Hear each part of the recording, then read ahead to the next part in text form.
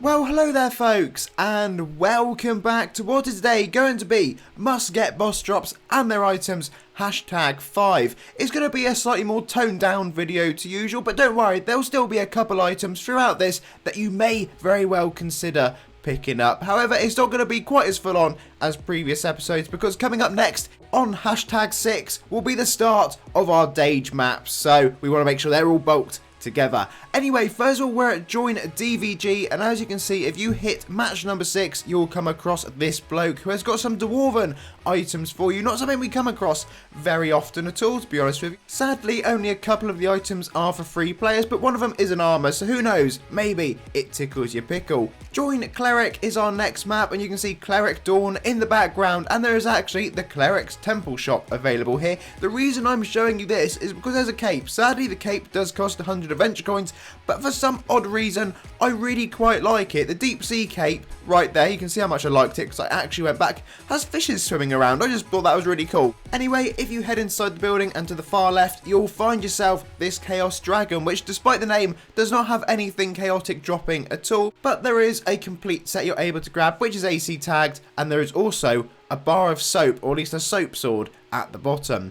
We're going for some classic items next, and also an Oblivion set you're able to pick up in case you haven't already. You need to dash join a citadel, and of course here is Murray's shop. I've bought items in there many times in the past. I don't know if it was like that for you back in the day, but you go in that shop, buy a few things, delete them, and come back a few months later and probably buy them again, because this was one of the desirable locations, at least it was to me back in the day, and apparently I can't climb down any steps. As you saw, the Crusader has some drops, and likewise the Captain down here does as well, if you'd like to kill him for a little bit. If you go inside, you'll find yourself Belrot. A few drops again are available from him, and when I say a few, I mean there are 3. They are free player, but they do not have AC tags or anything fancy like that. And of course there is the Grand Inquisitor to the right, with again a few more classic items, including things such as the Grand Inquisitor's mace and of course his armor to go with it. However, there is another monster we need to touch on, and that is Death's Head. If you head inside these caves here and follow where I go, other routes are of course available to you.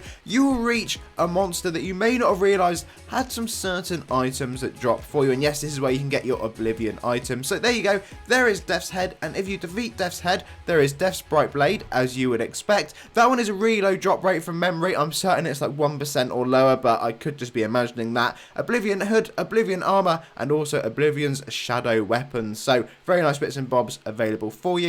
Join Citadelruins is up next. You can teleport to the bosses by speaking to Polish at the start of the map. The drop lists are practically identical. You've got this kind of void set, also known as the Dark Ripper, that looks really cool. You do get that kind of pole arm you just saw a second ago. Might have been a spear though. And then you have the Entropy boss, which again has pretty much the same list of drops, but it doesn't have that spear that we showed you a moment ago. It does however have the Entropy Pet, as well as the Mace of Entropy, etc, etc. So plenty of bits to come along and farm for if you do like the look of any of those items. They're probably the ones in this video I'd be going for.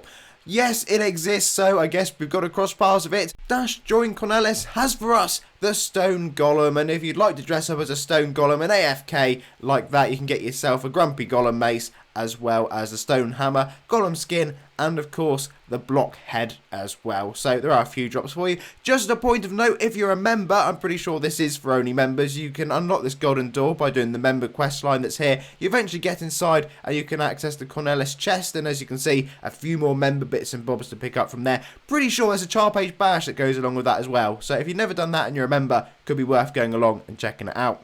Dash join crashruins is up next, and as well as Rust Bucket armor, if you'd like to grab yourself Rust Bucket armor within this merge shop, there is also a very nice Gem of Nulgath cape if you like gems, but there is a Moglin Pet. I really like that one, so worth mentioning just that merge shop exists in case you've never checked it out and you fancy that pet. If you head through the map, presuming you got all the tokens, which at this point in time I apparently did not, you'll find yourself the Cluck Moo boss. A few slightly different bits and bobs are available for here.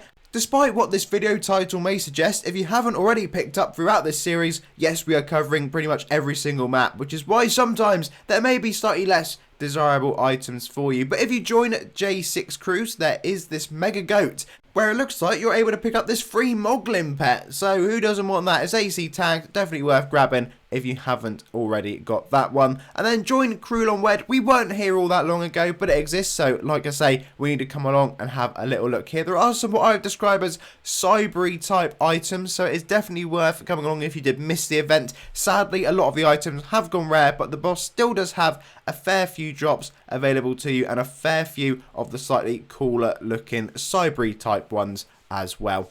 Anyway folks, as always, thank you very much for watching. We'll be back for part 6 very soon, and as we said, we'll be starting to dive into those Legion and Dage items and maps, so hopefully there should be some of those types coming up soon. As always, it's a wide variety we get of all these. I'd really recommend checking out some of the previous episodes because we have covered some really cool looking bits of gear. Anyway, until next time, have a lovely day, and I'll see you all again incredibly soon.